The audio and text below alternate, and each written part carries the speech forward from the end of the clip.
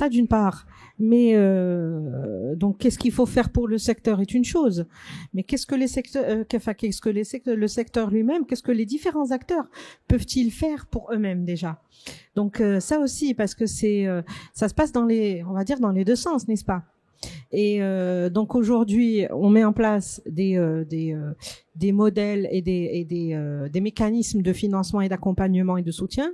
Donc la formation, il faut qu'on adapte la formation, il faut qu'on soit sur cette logique de circulaire et donc se défaire petit à petit de la logique du linéaire. Parce que on peut se dire que le circulaire est une partie de nos marchés, mais à un moment donné, tous nos marchés seront dans la logique du circulaire. Et pour ce qui est des opérateurs, donc qu'est-ce qu'il faut qu'ils fassent aujourd'hui? Donc il y a une partie de la responsabilité qui leur incombe. Tu as tout à fait raison, parce qu'aujourd'hui, on peut faire toutes les stratégies qu'on veut, on peut mettre en place tous les mécanismes de soutien qu'on veut. Si les opérateurs ne sont pas déjà partie prenante dans l'élaboration de tout ça, et s'ils ne sont pas acteurs, ça sert à rien. S'ils en veulent pas et qu'ils ne mettent pas en œuvre, on peut pas y arriver. Donc, la première étape, c'est la prise de conscience déjà. Et c'est pour ça que nous, déjà, au sein de l'AMIT, avec AFC à l'époque déjà très tôt, on avait commencé à travailler sur ce sujet-là de manière à sensibiliser nos membres sur cette nécessité de transformer l'industrie et de transformer le business model. Alors c'est vrai que on a commencé assez tôt, on a commencé avant Covid, parce que Covid est devenu une référence temporelle pour tout le monde, malheureusement. On a commencé avant le Covid. À l'époque, c'était pas vraiment une nécessité, ou ça n'était pas perçu comme une nécessité. On était plus comme vous savez, on est dans notre industrie, on est dans l'industrie de la mode, c'était presque perçu comme une tendance. C'est la tendance du moment. Je fais du green, je fais du propre, je fais du recyclé. C'est bien pour l'image. J'en fais, mais j'en fais un petit peu. Et puis après, on a eu cette notion de greenwashing, où on prétendait être vert pour paraître joli vis-à-vis des clients, mais au fait, on l'est pas du tout. Quand on creuse, il n'y a rien du tout. Alors, avec le Covid, avec les réglementations qui sont en train d'être mises en place, aujourd'hui, je pense que les acteurs ou les opérateurs marocains ont compris qu'on n'est plus dans la tendance mode. On est dans une tendance structurelle installée. On est dans une obligation de transformation du business model, pas uniquement marocain, mais mondial. Parce que comme vous avez dit tout à l'heure, les ressources qu'on a, elles sont pas illimitées. C'est des ressources qui, à un moment donné, s'arrêtent. On souffre tous d'un stress hydrique incroyable. On ne peut pas continuer à utiliser l'eau de la manière dont on le fait, de gaspiller l'eau de la manière dont on le fait. On ne peut pas continuer à utiliser des fibres issues des hydrocarbures, parce que déjà les hydrocarbures, c'est pas illimité, et en plus ça pollue. On le voit dans le changement climatique, dans tout ce qui se passe autour. Donc le business model doit évoluer, et les industriels l'ont intégré. Ensuite, la deuxième chose, on peut prendre ça comme une contrainte. Aujourd'hui, nos industriels ont également intégré le fait que c'était une opportunité. Pourquoi? On est à 14 km de l'Europe, notre premier marché. Donc déjà, on a l'avantage de la proximité, ce qui veut dire, ne serait-ce que l'empreinte carbone de la logistique, on est déjà favorisé. Donc ça nous donne, au fait, aujourd'hui, cette notion de durabilité est considérée plus comme un avantage comparatif pour le Maroc, exactement. Et c'est pour ça qu'avec nos partenaires publics et privés, on a commencé à travailler très tôt là-dessus pour mettre en place ce qu'il fallait pour accompagner cette transition. Ensuite, aujourd'hui, notre industrie a quand même la spécificité d'être majoritairement dans l'aval, dans la confection.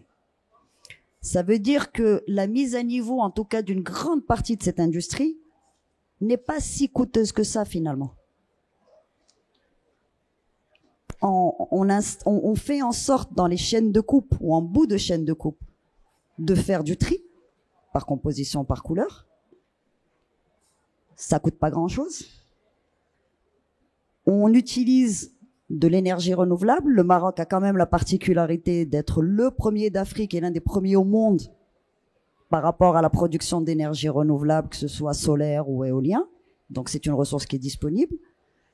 Et l'optimisation de la consommation énergétique au sein de l'unité. On est sur de la confection, c'est des machines à coudre qui ne consomment pas énormément d'énergie. Donc aujourd'hui, le travail qui est fait au sein des organismes de formation comme les IT, comme Casamoda, comme les autres organismes de formation du secteur, c'est de former les ressources des usines justement à cette notion d'économie d'énergie, d'optimisation d'énergie. C'est d'accompagner les opérateurs dans tout ce qui est tri des déchets et derrière accompagner la mise en place de l'écosystème. Ensuite, pour ne pas parler trop longtemps, on revient à la partie amont. Aujourd'hui, l'amont au Maroc n'est pas assez développé pour répondre aux besoins de l'aval. Ce qui fait que, il faut le dire, 80% de nos intrants sont importés. Empreinte carbone, pas bonne. Vous ramenez l'intrant, même si vous le transformez à 14 km, on vous facture sur cet intrant que vous avez fait venir. Donc ça veut dire qu'il faut produire et intégrer la filière en amont localement. Alors, longtemps on a dit c'est une faiblesse, c'est un maillon faible dans l'industrie textile marocaine. Aujourd'hui, il s'avère que c'est un atout.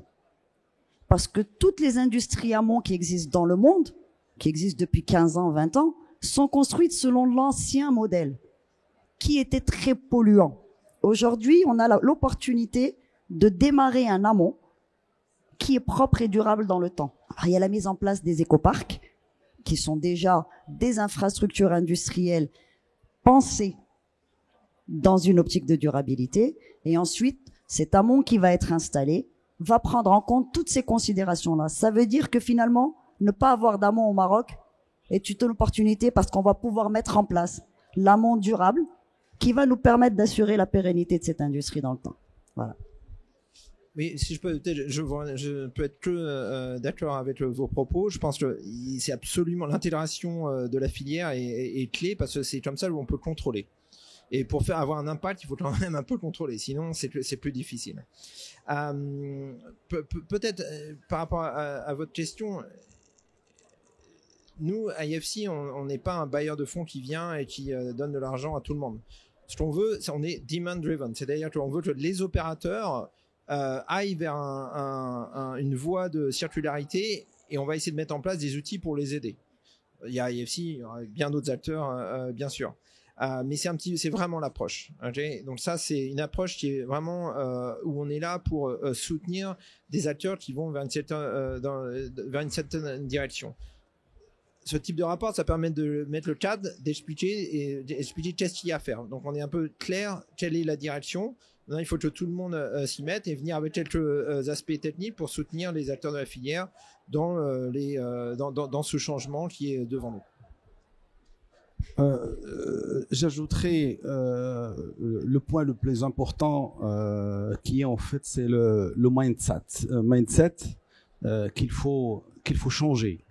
Alors qu'il faut changer au niveau des différentes parties prenantes et on considère en fait que la formation c'est un outil qui va contribuer fortement à sensibiliser, à informer et aussi de se rapprocher des experts dans la matière pour qu'ils partagent en fait leur expérience et d'intégrer en fait le changement. Bien sûr, même aussi dans la formation, notamment donc à l'ISIT de nos cadres qui vont devenir demain des managers, des responsables de ces entreprises, ils doivent aussi avoir une formation qui s'inscrit dans le processus en fait de la circularité. Alors d'un autre côté, aujourd'hui, comme le secteur textile, c'est un secteur qui est exportateur. Aujourd'hui, on est sur un chiffre d'affaires en moyenne de 37 milliards de dirhams et qui montre que le client, il est de l'autre côté. Et le donneur d'ordre aujourd'hui, quand ils viennent pour traiter avec les opérateurs donc marocains, il n'y a pas que l'aspect qualité qui prime. Il y a d'autres cahiers de charges aussi qui sont aussi imposés et exigés, d'accord.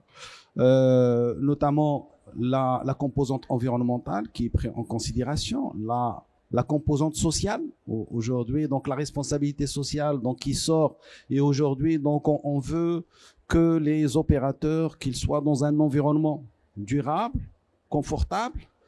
En plus de ça, bien sûr que l'entreprise aujourd'hui, en dehors de cette organisation, il est amené aussi à se démarquer par la certification selon des normes, soit la 14 000, soit la 9 000, soit sociale, donc la 26 000, voilà.